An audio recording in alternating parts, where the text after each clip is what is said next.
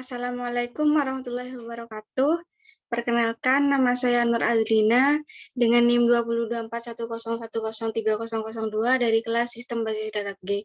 Di sini saya akan menampilkan sebuah video untuk memenuhi tugas Sistem Basis Data G dengan materi Select and Order By. Nah, langsung saja untuk tugas pertama yaitu dengan materi Select, di mana select ini berfungsi untuk menampilkan semua data yang ada pada tabel atau sebagian datanya. Untuk soal pertama yaitu menampilkan daftar semua supplier dari tabel supplier. Di sini saya akan memakai select bintang from supplier. Kenapa bintang? Karena perintah di sini untuk menampilkan daftar semua supplier. Jadi pakai bintang. Coba kita jalankan. Nah, maka di sini akan muncul data-data yang ada pada tabel supplier. Selanjutnya, soal kedua adalah menampilkan daftar semua customer dari tabel customer. Kita cuma tinggal ubah saja nama datanya, select bintang from customer. Kita coba jalankan. Nah, tabel yang muncul ini merupakan semua isi data dari tabel customer, seperti itu. Yang B select sebagian kolom, di mana select sebagian kolom ini kita akan menampilkan kolom-kolom yang hanya dipanggil saja dari suatu tabel. Misalkan untuk soal pertama yaitu tampilkan ID produk, nama produk, harga, serta stok dari tabel produk. Kita akan panggil sesuai nama kolom yang ada, seperti sebentar, produk.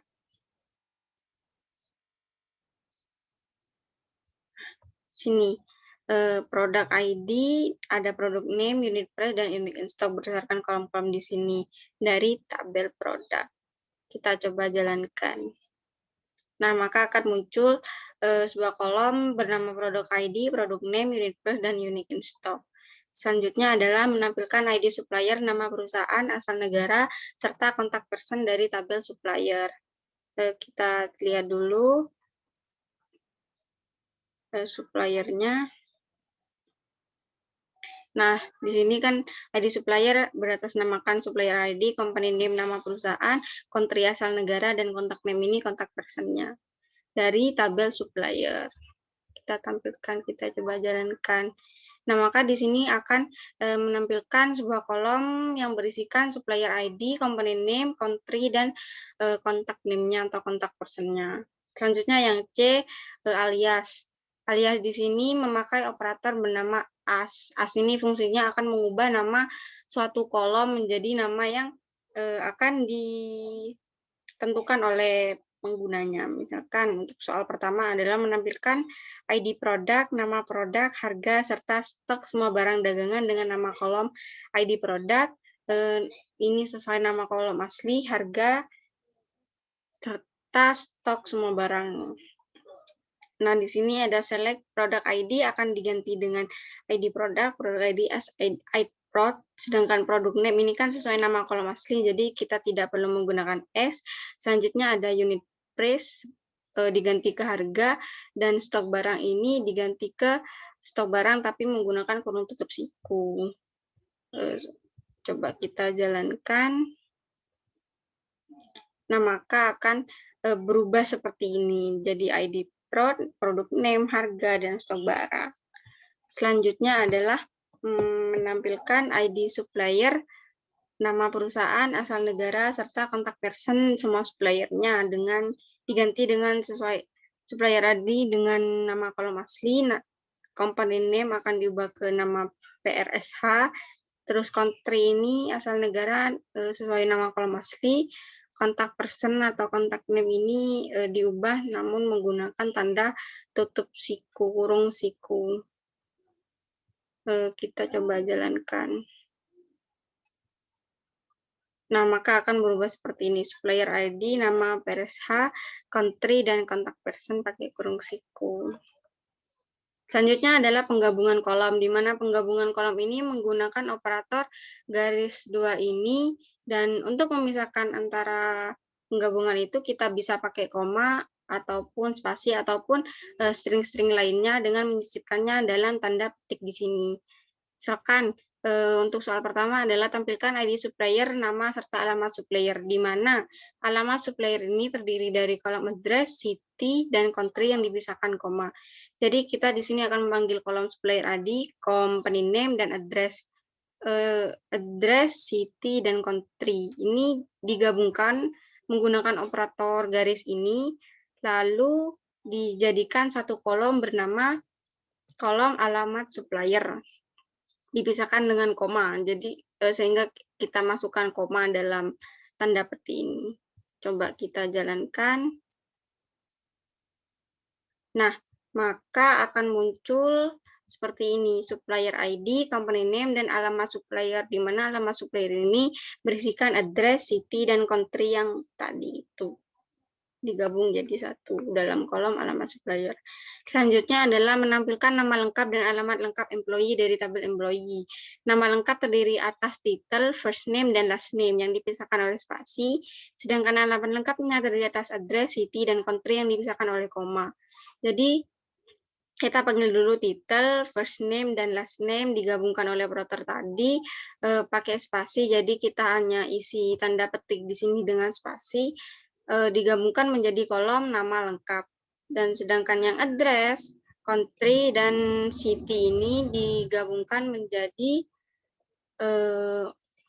menjadi kolom bernama alamat lengkap.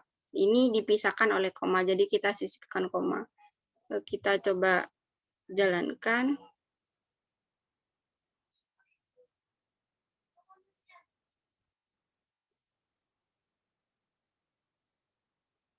Nah, akan muncul seperti ini. Nama lengkap, alamat lengkap diisikan dengan perintah masing-masing tadi. Selanjutnya adalah kolom bertipe tanggal, di mana untuk soal pertama adalah memodifikasi kode E dengan mengubah format tanggal menjadi bulan, angka, hari angka, dan tahun angka, di mana tahunnya ini berisikan 4 digit angka. Nah, untuk mengetahui perbedaannya, kita run dulu kode awalnya. Nah, di sini kan kode awalnya kita ada Thursday, Mei 21.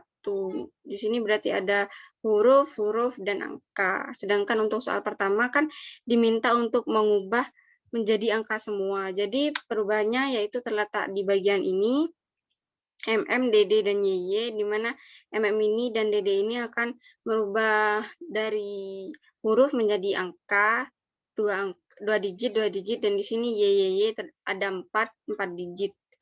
Jadi kita coba jalankan. Nah, maka akan berubah menjadi angka semua. Dan tahun ini berubah jadi 4 digit. Selanjutnya adalah memodifikasi. Untuk soal kedua adalah memodifikasi kode E dengan mengubah format tanggal menjadi bulan angka, hari nama, dan tahun angka. Nah, perbedaannya yaitu di sini MM tetap, DD diubah ke huruf lagi, yaitu ubah ke D lagi, terus YY di sini kan ada 4 digit. Sedangkan perintah yang kedua ini hanya meminta 2 digit saja. Jadi kita buat 2 YY. Kita coba jalankan.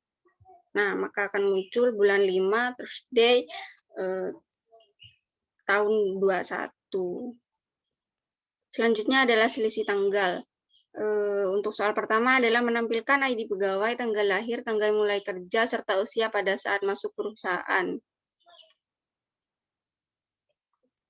Nah, di sini ada menampilkan ID pegawai, employee ID sebagai ID pegawai, birthday sebagai tanggal lahir, dan hire date sebagai tanggal mulai kerja.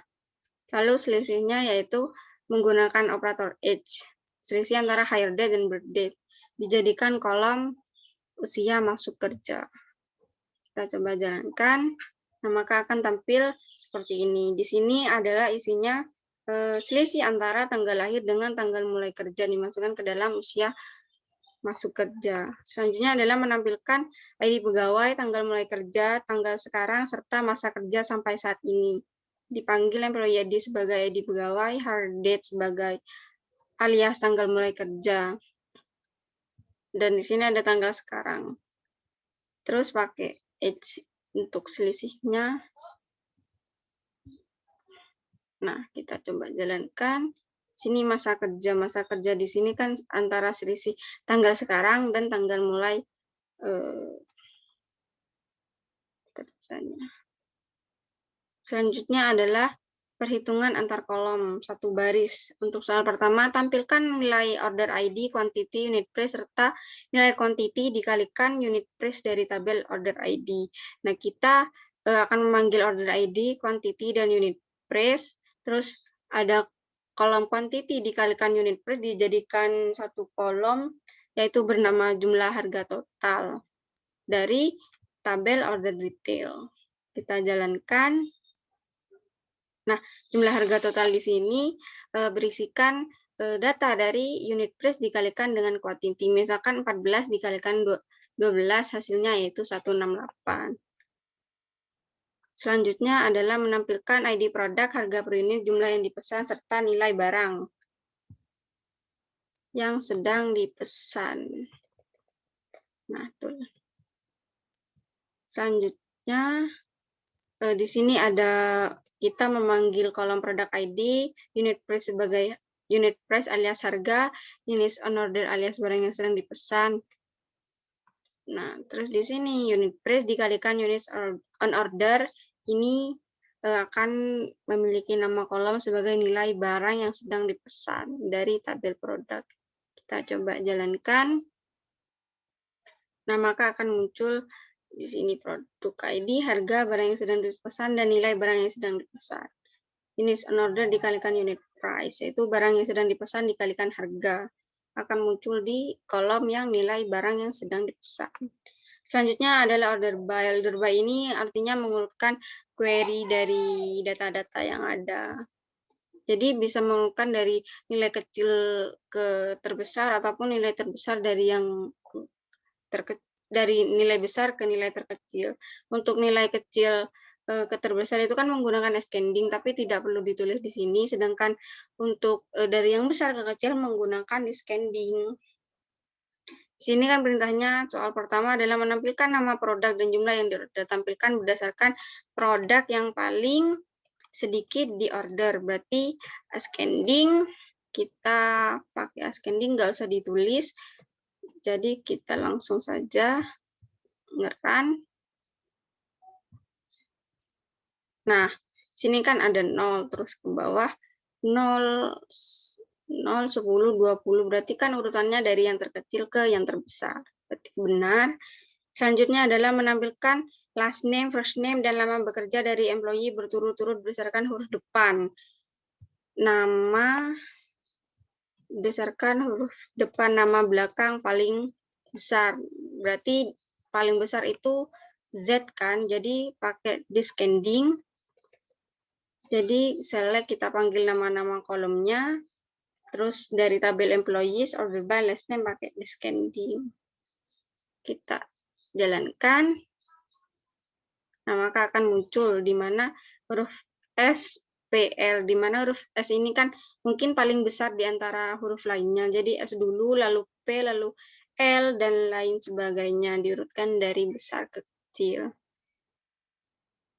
Nah, begitupun yang first name. Selanjutnya adalah menampilkan sorting 2 kolom. Untuk soalnya adalah menampilkan nama produk, harga, nama produk, harga, dan harga yang telah diberikan diskon. Tampilkan berdasarkan